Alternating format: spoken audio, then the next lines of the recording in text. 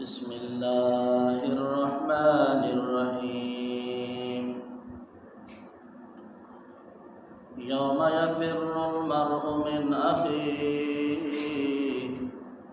وأمه وأبيه وصاحبته وبنيه لكل امرئ منهم يومئذ شأن يغنيه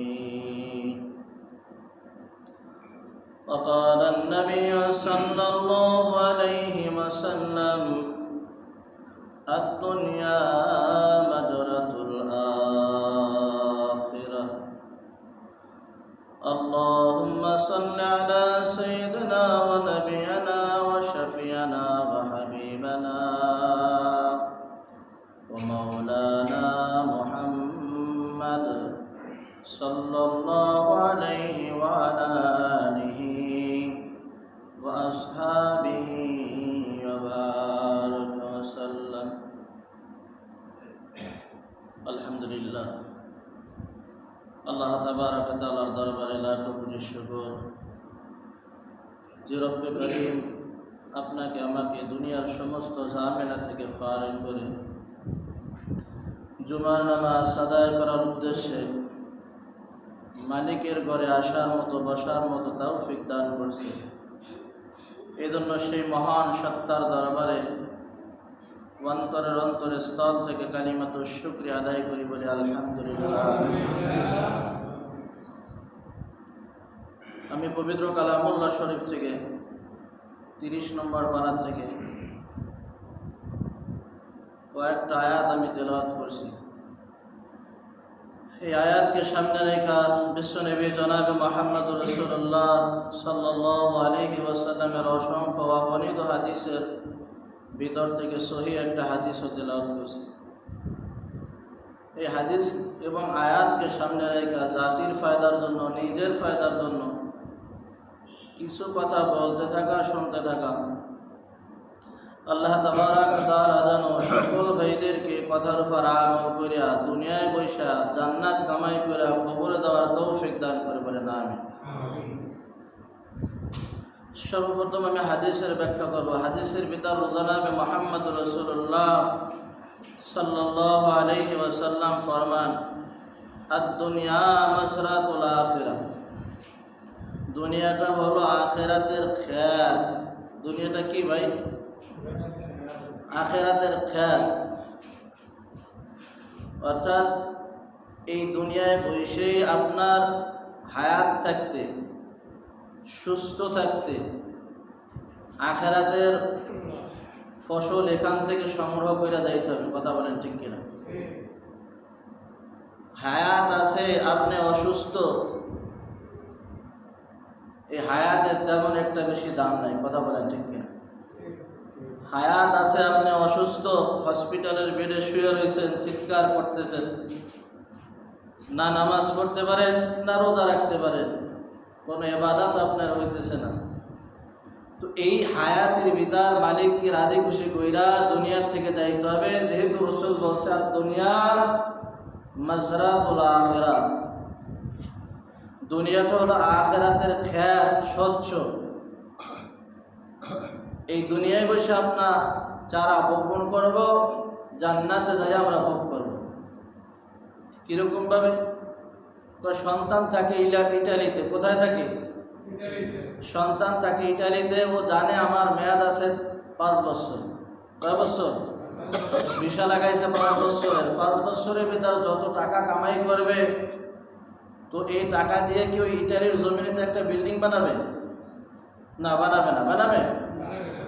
বানাবে না। অর্থাৎ এই টাকাগুলা, যত টাকা ইনভেস্ট করবে, এই টাকাগুলা, সমস্ত টাকাগুলা বাংলাদেশে পাঠাই দেবে। কোথায় পাঠাবে? বাংলাদেশে পাঠাই দিয়ে বলবে আব্বা আমার জন্য একটা জায়গা ক্রয় করো, জমি কিনো, এরপরে এখানে একটা বিল্ডিং বানাবো। কথা বলেন ঠিক কিনা? ও জানে যে আমি ইটালি আছি 5 বছর। কয় বছর? এরপরে আমার মেয়াদ শেষ, আমার ভিসা শেষ, আমারে আর ইটালিবাসী, ইটালির সরকার আমার আর রাখবে না, আমারে বাংলাদেশে পাঠাই দেবে। কথা বলেন ঠিক কিনা? ঠিক আমরা আছি এই দুনিয়ার জমিনে, এই দুনিয়ায় বসে আমরা নেক আমল করব, জান্নাতের ভিতর বিরূপ হবে। বলেন না সুবহানাল্লাহ। মানুষ নাস্তিকের বাচ্চারা বলে, আরে দুনিয়ায় ভাই ফল গাছ লাগাইয়া সেই ফল খাওয়ার জন্য কত আশা আর সাধনা করি, আর কত পাহারাদারি করি, আর কত দেখাশোনা করি, এরপরও ফল কালে দেয় না। আর মৌলবীরা কি কয়, শোনো দুনিয়া থাইকা বলে গাছ লাগাবে আর জান্নাতে যাইয়া ফল খাবে।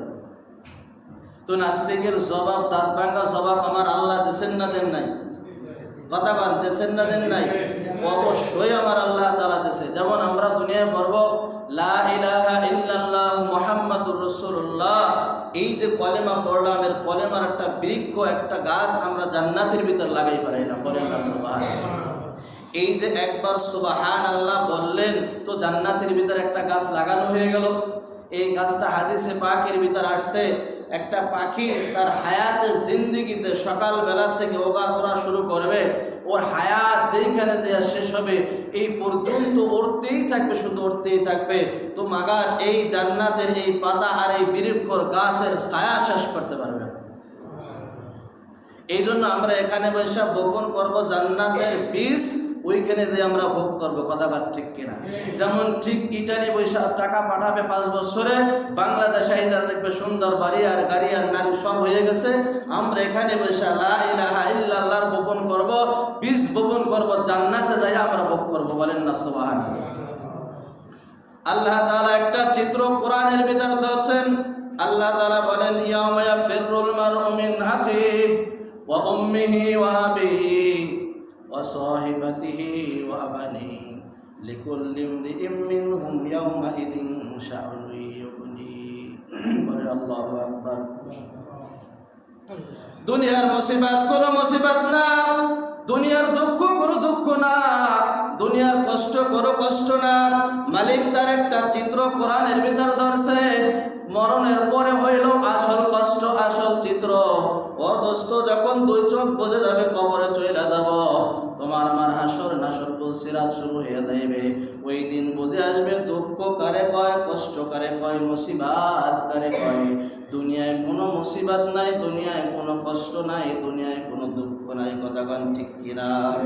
ইয়াউমা ইয়াফিরুল মারউ মিন আখিহি, ওই দিন ভাই ভাইয়ের থেকে ভাগতে থাকবে। ওয়া উম্মিহি ওয়া আবিহি, বাপ পিতা সন্তান থেকে ভাগতে থাকবে, স্ত্রী স্বামীর থেকে ভাগতে থাকবে, সন্তান বাপের থেকে ভাগতে থাকবে। আল্লাহু আকবার, আল্লাহু আকবার। দুনিয়ায় বাপ মা দেখতে কলিজা ঠিসর শীতল হয়ে যাইতো, ঠান্ডা হয়ে যাইতো। সন্তানের জন্য বাপ কত পাগল হয়ে যাইতো। বাজারে গেলে একটা চিপস বা একটা পটেটো নিয়ে আসতো, আমার সন্তানের কাছে যাব, আমি আমার সন্তানের মুখে হাসি ফোটাবো। এই সন্তান থেকে ওই দিন ভাগতে থাকবে। যেই মা 10 মাস 10 দিন গর্ভে রাখছে, ওই মা ওই দিন ভাগতে থাকবে, কেউ কারো পরিচয় দেবে না। শুধু কি তাই না, তাই না, বিশ্বনবী জনাবে মুহাম্মদুর রাসূলুল্লাহ সাল্লাল্লাহু আলাইহি ওয়াসাল্লাম হাদিসের ভিতর বলেন, প্রত্যেক মানুষ এত পেরেশানিতে থাকবে, এত চিন্তায় থাকবে, এত চিন্তিত হবে। হাদিসের ভিতর পয়গম্বর বলে, হে আল্লাহ, ওই দিন বনি আদম আল্লাহ তাআলার কাছে বলবে, হায় আল্লাহ, সমস্ত মানুষের বিনিময়ে তুমি আমাকে মুক্তি দিয়ে দাও, সমস্ত মানুষকে জাহান্নামে ঢুকাই দাও, আমি বনি আদম, আমাকে তুমি জান্নাত দিয়ে দাও। সমস্ত মানুষকে সে জাহান্নামে পাঠাইয়া সে নিজে বাঁচার জন্য, নিজেকে নিজে বাঁচানোর জন্য চেষ্টা করবে, কিন্তু বাঁচতে পারবে না। ইয়াউমা ইয়াফিরুল মারউ মিন আখিহি, আল্লাহ তাআলা তার একটা চিত্র কোরআনের ভিতর ধইরা রাখছে। ও দোস্তর বুজুর্গ, দুনিয়ায় যত বন্ধু বান্ধব থাকুক না কেন, কোরআনে আজ আয়াত আমি তেলাওয়াত করলাম, এই আয়াতের ভিতর আল্লাহ তাআলা বলছে 4 জন বন্ধুর কথা। কয়জন বন্ধু বলেন? দুনিয়াতে 4 জন বন্ধু। 1 নম্বরে বন্ধু হলো মা, 2 নম্বরে বন্ধু হলো বাবা, 3 নম্বরে বন্ধু হলো বড় ভাই, 4 নম্বরে বন্ধু হলো যারা বন্ধু, এই বন্ধু ও দোস্ত, এই 4 শ্রেণীর কথা, 4 লোকের কথা কোরআনে কারীমের ভিতর আসছে। সমস্ত মানুষের থেকে ভাগতে থাকবে, শুধু বলবে ইয়া নফসি ইয়া নফসি ইয়া নফসি, আমার কি অবস্থা হবে, আমার কি অবস্থা হবে। ওই কবরের ভয়, ওই হাসরের ভয়, ওই পুলসরাতের ভয় সব কিছু ভুলাই দেবে। কে কার সন্তান কিছুই মনে রাখতে পারবে না। পক্ষান্তরে হাবিবে কিবরিয়া জনাবে মুহাম্মদুর রাসূলুল্লাহ সাল্লাল্লাহু আলাইহি ওয়াসাল্লাম উনিও বলে আমিও চিন্তায় চিন্তিত থাকব, আল্লাহ আমার যত সময় পর্যন্ত জান্নাতের ফয়সালা না হবে তত সময় পর্যন্ত আমি টেনশনে থাকব। সবাই সবাইকে নিয়ে ব্যস্ত থাকবে, শুধুমাত্র একমাত্র কেবলমাত্র বিশ্বনবী জনাবে মুহাম্মদুর রাসূলুল্লাহ সাল্লাল্লাহু আলাইহি ওয়াসাল্লামের জবান থেকে একটা বাক্য আসবে, একটা আওয়াজ আসবে, ইয়া হাবিবি উম্মতি। বলেন আল্লাহু আকবার। এই কঠিন মুসিবতের সময় বাপ তার সন্তানকে চিনবে না। যেই মা 10 মাস 10 দিন সন্তানকে গর্ভে রাখছে, এই সন্তানের কথাও বইলা দেবে। এই সময় আপনার আমার কলিজার টুকরা জনাবে মুহাম্মদুর রাসূলুল্লাহ সাল্লাল্লাহু আলাইহি ওয়াসাল্লাম শুধু একমাত্র চিন্তাই থাকবে, আল্লাহ আমার উম্মতরে তুমি বাঁচাও, আল্লাহ আমার উম্মতের কি হালাত হইবে, আল্লাহ আমার উম্মতের কি অবস্থা হইবে, আল্লাহ তুমি আমার জীবনের বিনিময়ে হলে আমার উম্মতকে তুমি বাঁচাও।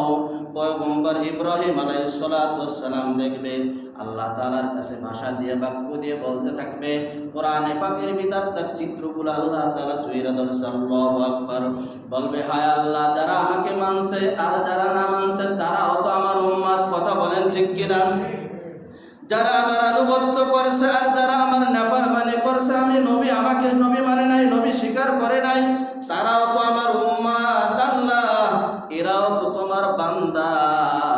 আল্লাহ তোমার নাম না গফফার, ওই নামের ওসিলা করে আল্লাহ তোমার নাম না রহিম, আল্লাহ তোমার নাম না রহমান, এই নামের ওসিলা করে আল্লাহ তুমি এই উম্মতকে তুমি মাফ কইরা দাও। বলেন তো যে দোয়া করছে তার উম্মতকে মাফ করানোর দোয়া করছে কিনা বলেন?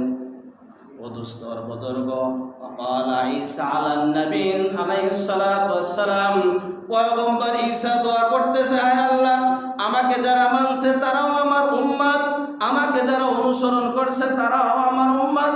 পক্ষান্তরে যারা আমার অনুসরণ করে নাই, যারা আমার আনুগত্য করে নাই, এরাও তো আমার উম্মত। হায় আল্লাহ এদেরকে তুমি মাফ কইরা দাও।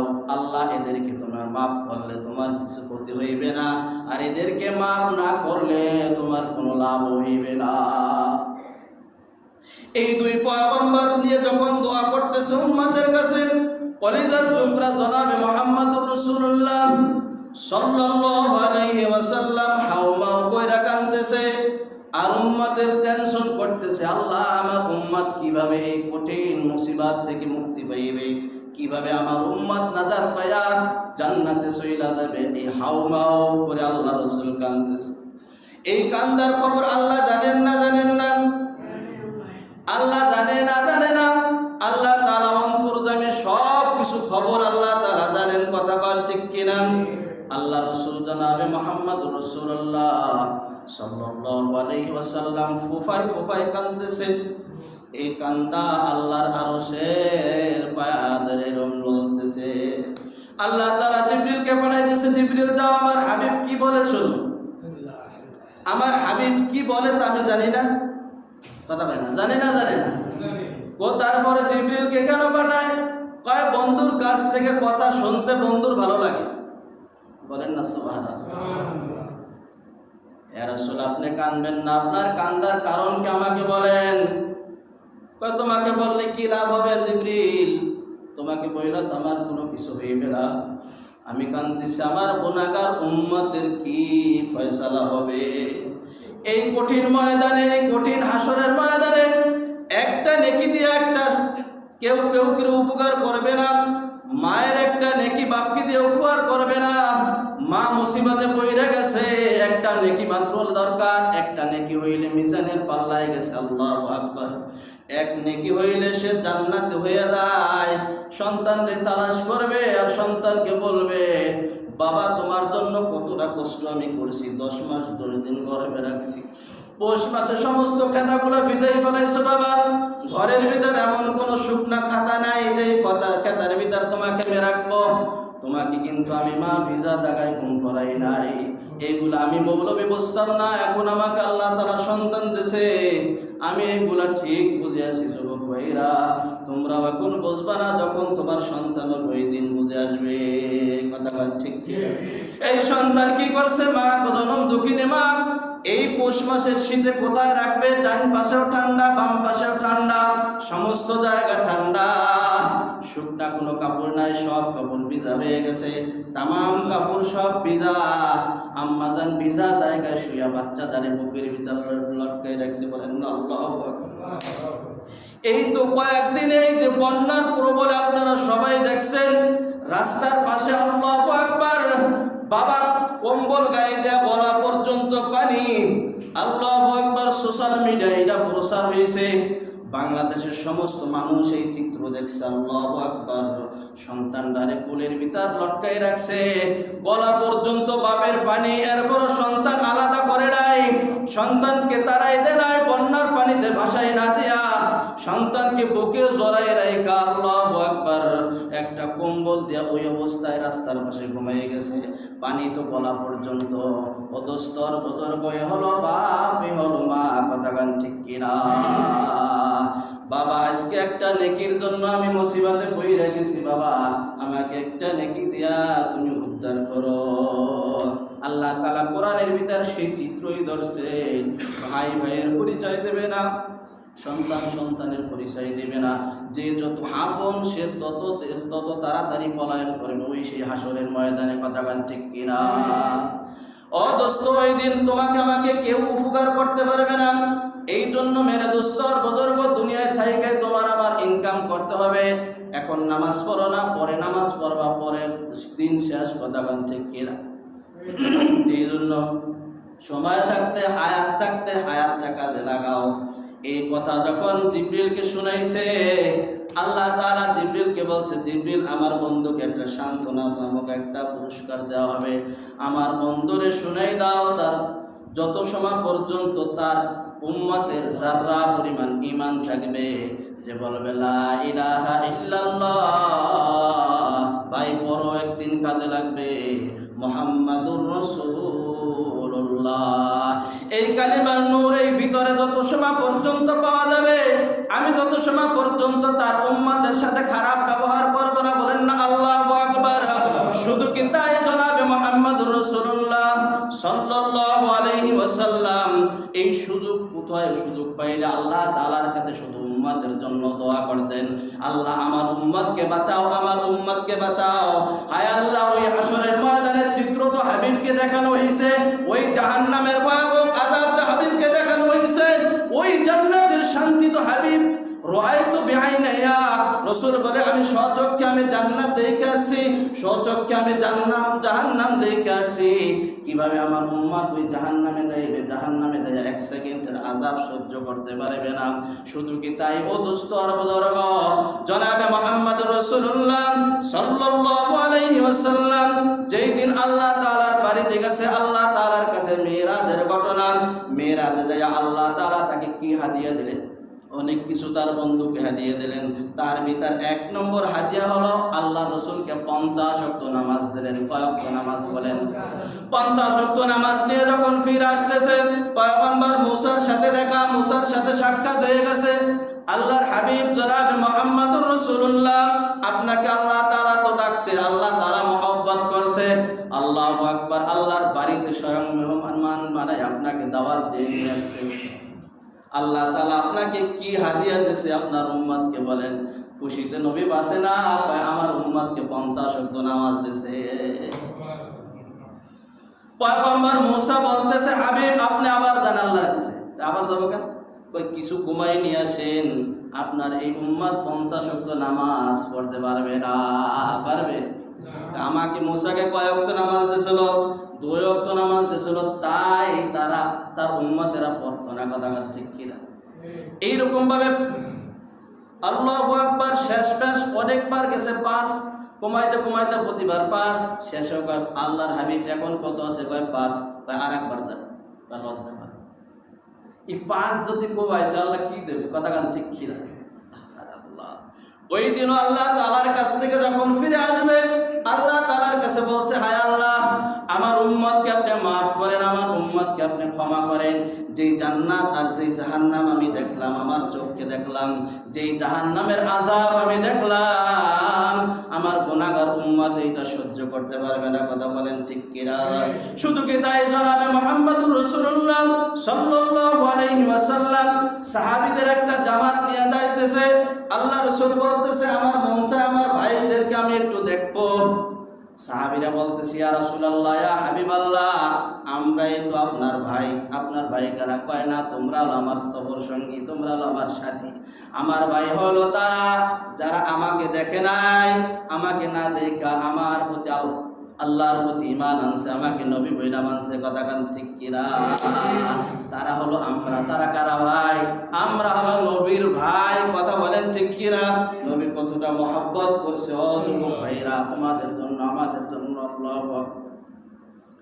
জনাবে মুহাম্মদুর রাসূলুল্লাহ সাল্লাল্লাহু আলাইহি ওয়াসাল্লাম তায়েফের ময়দানে, আল্লাহু আকবার, যুবকদের পাথরে আঘাত খাইতে খাইতে আল্লাহ রাসূল বেহুশ হয়ে গেছে। সমস্ত রক্ত শরীর থেকে বের হয়ে গেছে, জামাগুলা চুপ চুপ ভিজা গেছে। আল্লাহু আকবার। মুসা ভিজা আটকে গেছে, আল্লাহ রাসূল চলতে পারতেছে না। একটা হেলাম দিয়ে একটা দ্বীপের পাশে আল্লাহ রাসূল বিশ্রাম নিতেছে। স্বয়ং আল্লাহ তাআলা এই দৃশ্য দেখেন না? দেখেন না? এই ঘটনা দেখে না? দেখে না? আল্লাহ কি ওই সময় ঘুমাইছিল? আল্লাহ তাআলা বলেন, লা তাখুযুহু সিনাতু ওয়ালা নাওম। দুনিয়ার মানুষ তোমরা ঘুমাই দাও, আমি আল্লাহ কোনোদিন ঘুমাই না। ঘুম তো পারে তারে, আমি কোনোদিন তন্দ্রাও আসে না আমার। বলেন না আল্লাহু আকবার। আমি আল্লাহ এই জন্য ঘুমাই না। যদি আমি ঘুমাইতাম, আমার কোন গুনাহগার বান্দা এসে আমাকে ডাক দেবে, আর আমাকে যদি না পায়, আমি যদি ঘুমে পাই, এই জন্য আমি আল্লাহ তাআলা লা তাখুযুহু সিনাতু ওয়ালা নাওম। ঘুমাই না তো ঘুমাই না, ঘুমের তন্দ্রাও আমার আসে না। আল্লাহু আকবার। আল্লাহ রাসূল সাল্লাল্লাহু আলাইহি ওয়াসাল্লাম ক্লান্ত হয়ে একটা পাহাড়ের উপর শুয়ে রয়েছে। আল্লাহু আকবার। জিবরিলের সাথে নতুন একজন ফেরেশতা আসছে, যেই ফেরেশতা এখন পর্যন্ত আসমান থেকে জমিন আসে নাই। শুধুমাত্র আল্লাহ রাসূল সাল্লাল্লাহু আলাইহি ওয়াসাল্লামকে উপকার করার জন্য আসছে। আল্লাহ রাসূলকে বলতেছে, ইয়া রাসূলুল্লাহ, ইয়া হাবিবাল্লাহ, আসসালামু আলাইকুম। ইয়া রাসূলুল্লাহ সালাম দিয়ে বলতেছে, আল্লাহ রাসূল আপনি কেমন আছেন? বলছে, আলহামদুলিল্লাহ, আমি ভালো আছি। ইয়া রাসূলুল্লাহ, ইয়া হাবিবাল্লাহ, আপনি শুধু একবার আমাকে হুকুম করেন, আমি হুকুমের আদেশ, আমি যখন হুকুম করবেন, আমি আল্লাহর হুকুমে এই দুই পাহাড় চিপা দিয়া সমস্ত মানুষগুলো আমি মাইরা ফেলাবো। যে অত্যাচার করছে, সমস্ত অত্যাচার আরশের মালিক দেখছে। এই জন্য আল্লাহ তাআলা আমাকে পাঠাইছে, হাবিব আপনি একটু বর দোয়া করেন। আপনার আমার বেলা হইলে কি হইতো? বর দোয়া করা লাগবে, তাড়াতাড়ি ধরো না। কথা কান ঠিক কিনা? আপনার সাথে আমার সামান্য একটু দুশ্মনী। কি ভাই? সামান্য। এই দুশ্মনের কারণে যে কত অপবাদ আপনারা দিয়েছে, কত আপনার ক্ষতি করছে, এর বড় সে আমার সেই পাওনা আদায় হয় না। কথা কান ঠিক কিনা? এ হলো মানুষ, এই হলো মানুষের খাসলাত। আর যেই নবীকে মারতে মারতে বেহুশ কইরা ফেলাইছে, সেই নবী বলতেছে, ফেরেশতা তুমি কি বলতেছো?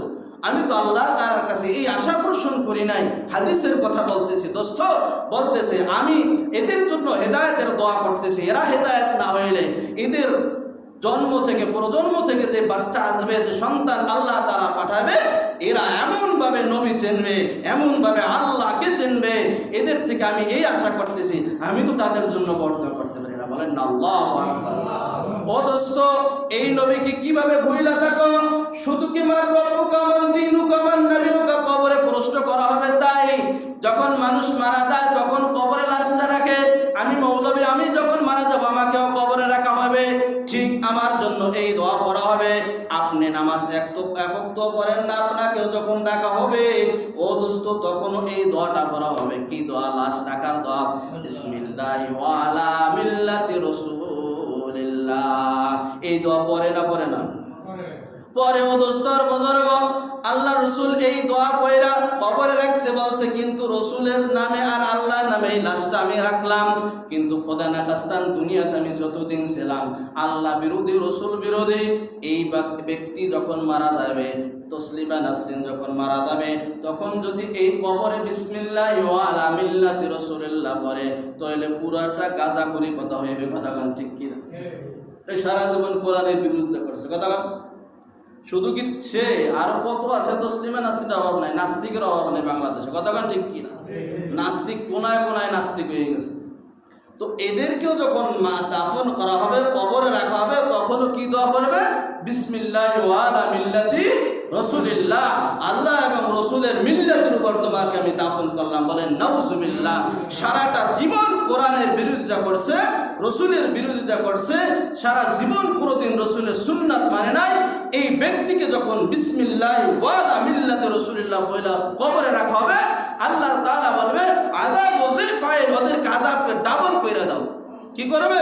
আল্লাহ তাআলা আযাব ডাবল করবে। এই জন্য জিন্দেগিতে কোনোদিন রসুলের সুন্নাত মানে নাই, কোনোদিন আল্লাহর হুকুম মানে নাই, আল্লাহ রসুলের তরিকা মতো জিন্দেগি চালায় নাই। আর এখন বিসমিল্লাহ ওয়া আলা মিল্লাতি রাসূলিল্লাহ, এই মরা লাশ দিয়ে আল্লাহ এবং রসুল কি করবে? কোনো কাম আছে রসুলের? কোনো দরকার নাই। তো ভাই আমরা রসুলকে পাই নাই।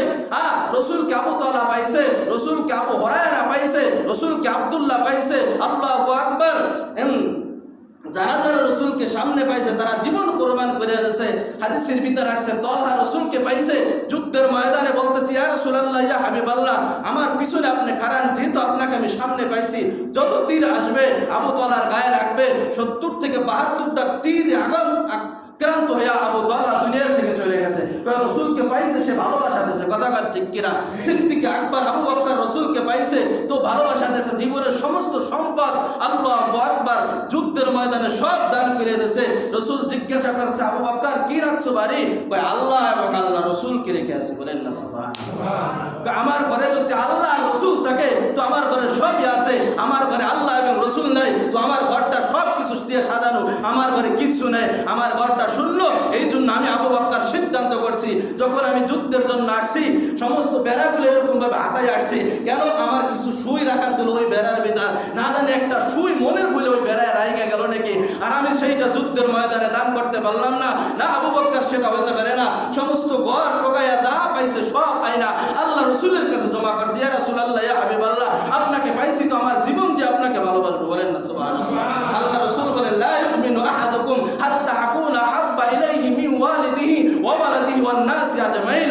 বুখারীতে হাদিস আছে, তোমরা ততক্ষণ পর্যন্ত মুমিন হইতে পারবে না যতক্ষণ পর্যন্ত তোমার জান মাল স্ত্রী সম্পদ যা কিছু আছে তুমি যা বোঝো সেটা থেকে আমি রসুলকে বেশি মহব্বত না করবা তত সময় পর্যন্ত মুমিন হইতে পারবে না। কথা ঠিক। আজকে রসুলের নামে কত মিছিল ব্যানার হয়, আজকে রসুলকে জঙ্গি বলা হয়, আজকে আলেমদেরকে জঙ্গি বলা হয়। আজকে আমি মসজিদে বসে সুবহানাল্লাহ সুবহানাল্লাহ বলেন, এই সুবহানাল্লাহ কোনো ঘাস খাবে? বাদাম খাইবে? আগে রসুলের দুশ্মনদেরকে শায়েস্তা করতে হবে, এরপরে আলো তোমার সুবহানাল্লাহ হবে। বাদাম ঠিক। जो कुछ हुआ तेरे करम से हुआ, जहाँ কিছু হয়েছে আল্লাহর পক্ষ থেকে হয়েছে, আল্লাহ বলার তৌফিক দিয়েছে তাই কিছু বললাম। আমি দোয়া করতেছি দোস্ত আর বুজুর্গ, একদিন আমি দুনিয়া থেকে চলে যাবো, এটা বাস্তব। কথা বল ঠিক কিনা? আপনিও একদিন যাইবেন, এইটা বাস্তব। আমরা 100 বছর পরে এখানে আমরা কেউ থাকবো না, যত ছোট মানুষ থাকুক না কেন 100 বছর পরে আমরা এখানে কেউ থাকবো না। তার প্রমাণ হলো বিশ্বনবীর হাদিস। তো 100 বছর পরে আমরা এখানে কেউ থাকবো না, দুনিয়ার থেকে কবরে যাব। তো কবরের সামানা দুনিয়ার পয়সা জোগাড় করার দরকার আছে না নাই? রসুল তো বলছে দুনিয়া মাজরাতুল আখিরাত, দুনিয়া হলো আখিরাতের খেত। এইখানে কামাই না করলে ওইখানে কিভাবে ভোগ করবো? কারণ আল্লাহ তাআলা যেন আমাকে সহ সকল ভাইদেরকে আখিরাতের সামান দুনিয়ায় পয়সা তৈরি করে কবরে যার তৌফিক দান করে। বলেন আমিন।